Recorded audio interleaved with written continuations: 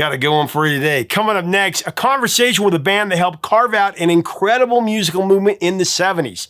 A musical movement that would influence everyone from Prince to Daryl Hall and John Oates to Judas Priest, with some of the best baby-making music of all time. In fact, members of this group told me that a couple told them that they have 3 kids and all were conceived to each of their 3 hits. Coming up next, they tell the story of 2 of the biggest hits of the 70s, including one that came from an old Country Bumpkin Saying that they turned into a classic, and another one that has one of the most striking falsettos of all time. Stories coming up next on Professor of Rock. Hey, music junkies, Professor of Rock, always here to celebrate the greatest artists and the greatest songs of all time. You know, if the highlight of your trip to the bank with your parents when you were a kid was getting a dum-dum or a sucker, you're going to dig this channel of deep musical nostalgia. Make sure to subscribe below right now. Click the white button or the bell so you'll know when our stuff comes out. Also, check out professorofrock.com. Sign up there. So it's time for another edition of our show, Revelations, where featured artists share rare stories behind their greatest songs and their greatest albums.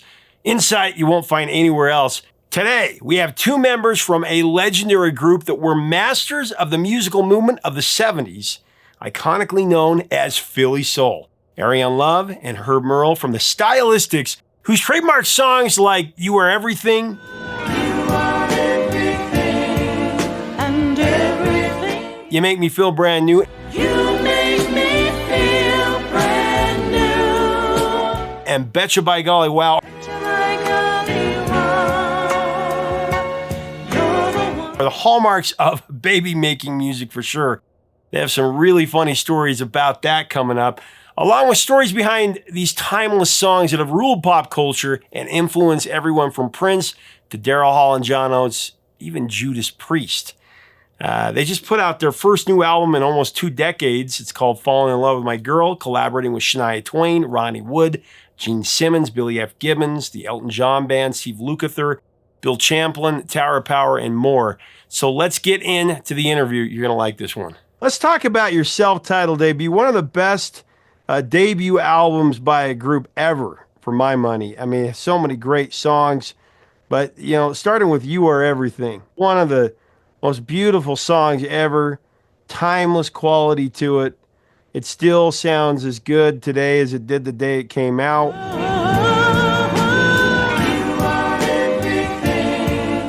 And it just hits you in the heart. I mean, it's just a yearning in that song. I have so many memories with that song, from hearing it, my dad singing it, and he was still alive, to seeing it on Wonder Years when I was, growing up. Hey.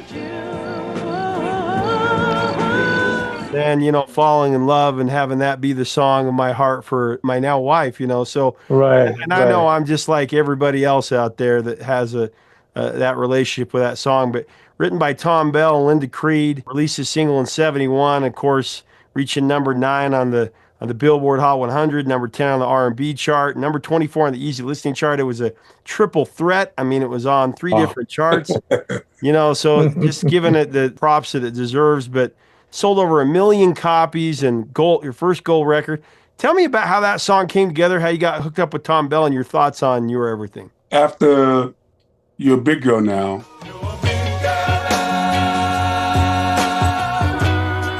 that was released locally. And Bill Perry went to Africa Records to send it national. Then from the success of that, Africa said, well, you guys got to come up with an album. And they contacted Tom Bell to produce our album. In fact, Tommy did our first 3 albums, Stylistics, Round 2, and Rock and Roll Baby. Those were produced by him. And you got to remember, we thought we were old, but we were kids of 18 years old, So we knew of Tom Bell's history from working with the Delphonics. And going in there to start working with him, we sitting in his room with a piano, and we're like listening to everything he's saying to do. And you don't have opinions now when you have someone like Tom Bell at the helm. You just follow everything that he says and tells us to do. So we were all in a learning process now. Right, but you mentioned You Are Everything, and naturally we do it whenever we're performing. but we don't realize how much time has passed, since then. I mean, the group's been together 57 years. So that was out maybe 52 years ago. Like you said, people still enjoy it. Generations of people now, but they still enjoy it. I saw somebody. And I think the plus to that was, if I could say, is we were very fortunate to be associated with Tom Bell and Linda Creed at that time.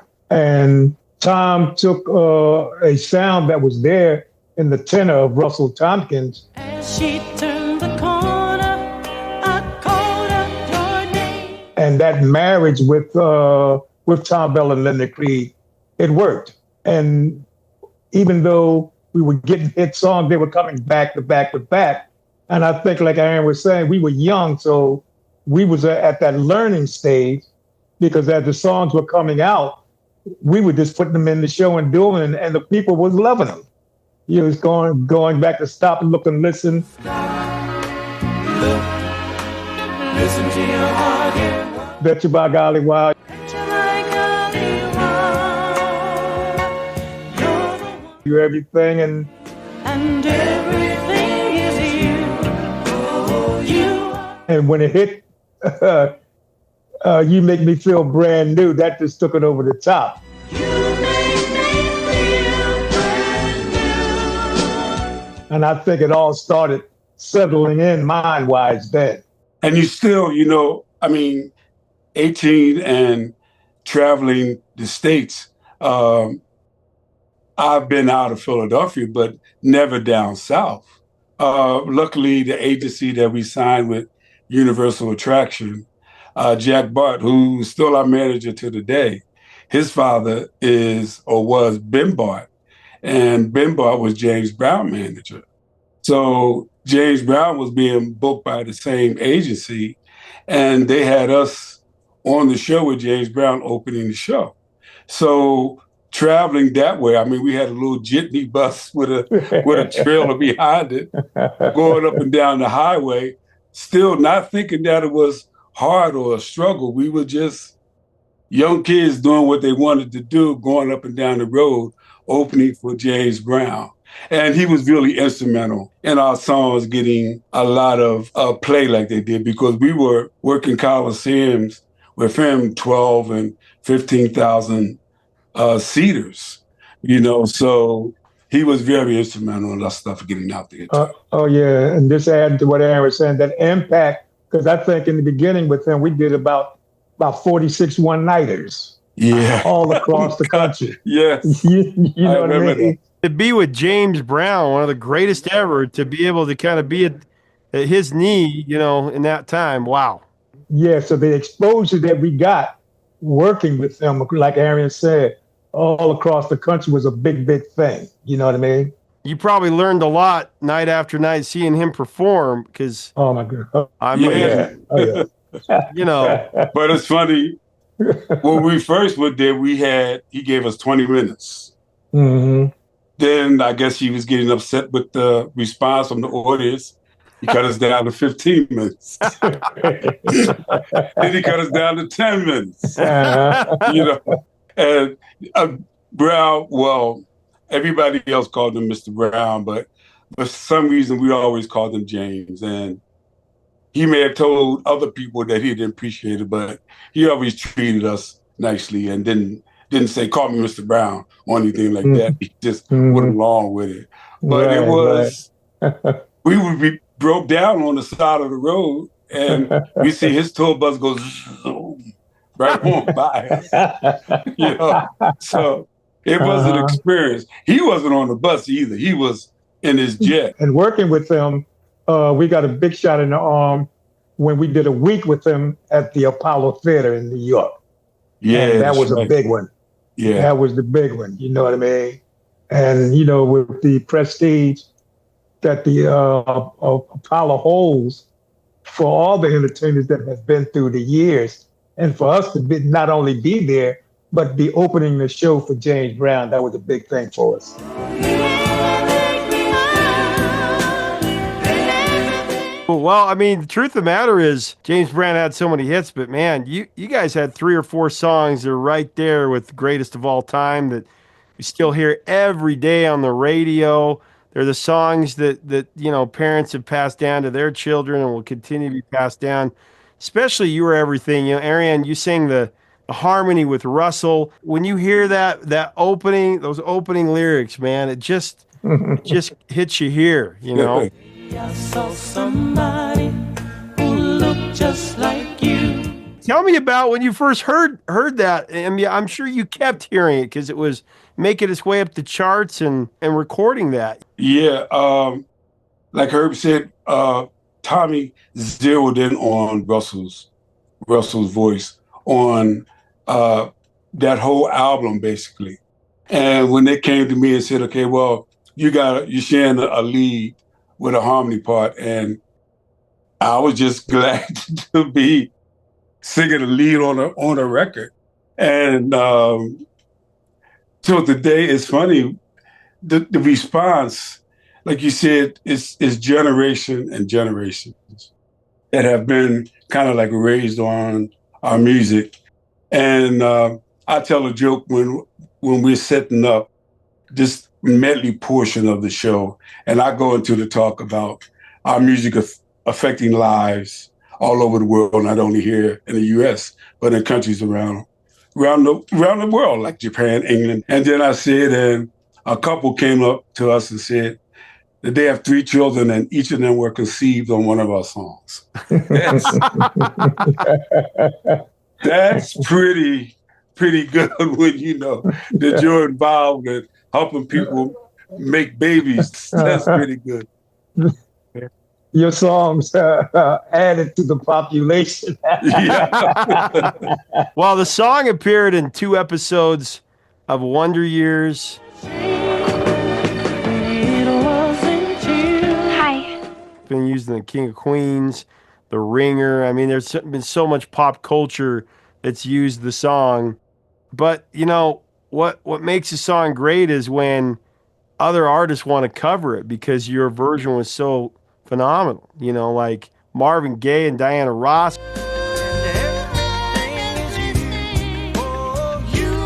Roberta Flack. Today I saw somebody who looked just Judas Priest did it.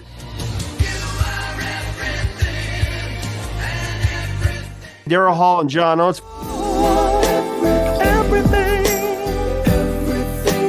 Vanessa Williams. Everything is you. Tell me your thoughts on some of those covers. Out of all the songs that are out there on the market that has been recorded by other artists, for somebody to come along and feels as though that they want to do your song over, that's a great big compliment, and you feel proud because you know that something that you've done has enlightened somebody else to do, and they get it. Sometimes maybe their hit was bigger for them than it was for us, but it's a blessing to know that somebody will pick one of your songs to do in their catalog. Out of all the artists that have recorded our songs, we haven't worked with them, but only one, Phyllis Hyman. Mm-hmm. And we were on the same show. And she came to the dressing room and she said, "Well, I got a hit with Betcha By Golly Wow too." So I am going to do this on my show. So no, you're right. No. Yeah. Betcha by golly wow. Not taking anything away from those that have covered our songs, but the one person that covered one of our songs was Prince with Betcha By Golly Wow, and he really went at it. You're a genie in disguise. And when Prince remade songs, he would do them in his own way, but man, he really followed your template. Yes, he stayed with it, but he went to another level with it. You know what I mean? And his way of doing it, yes. And Daryl Hall and John Oates gave all the credit when they were inducted into the Rock and Roll Hall of Fame, and Philly Soul, and and your music and Motown, and they had such a great respect for you guys and your music. It just shows the timeless quality of these songs, that these artists love them so much.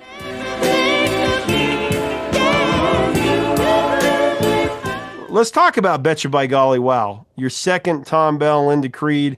Originally, I understand it was titled Keep Growing Strong, and it's actually recorded by Connie Stevens. Connie Stevens, right. Yeah. Yeah.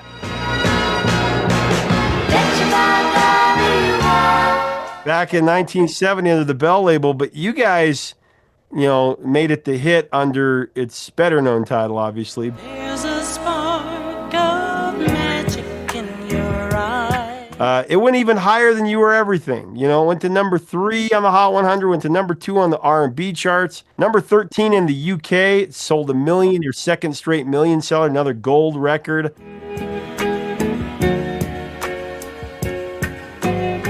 If I got goosebumps listening to a song, I kind of knew it was a good song. And Betcha By Golly Wow was one of it. I didn't understand what Betcha By Golly Wow, those words meant in the song. I know what they mean, from the country thing, like Betcha By Golly.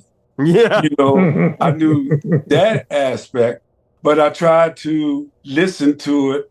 And when I understood the words that Linda was saying with Betcha By Golly Wow, it all made sense. And what she was doing to what Tom Bell was playing on the piano, it just became magic. It was a marriage with Tom Bell's melody.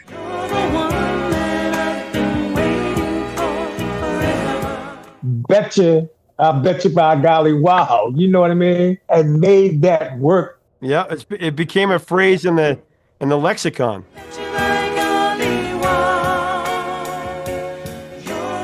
I want to point everybody to the new album, Fall in Love with My Girl, Shania Twain. Happy that this song I wrote, Yes, I Will, has found a home on the Stylistics album. That is just so exciting. Steve Lukather, he's one of the greats out there. To have him, Ronnie Wood, Billy F. Gibbons, Elton John Band, Tower of Power. Doesn't get better than that, Tell me about some of those songs, because you had a hand in writing a few of those. What were some of your favorite songs? What are some of the standouts for you through this experience? Of course, the Shania Twain song stands out on top of the list. I Will. When it's all over, I will. Falling in Love with My Girl.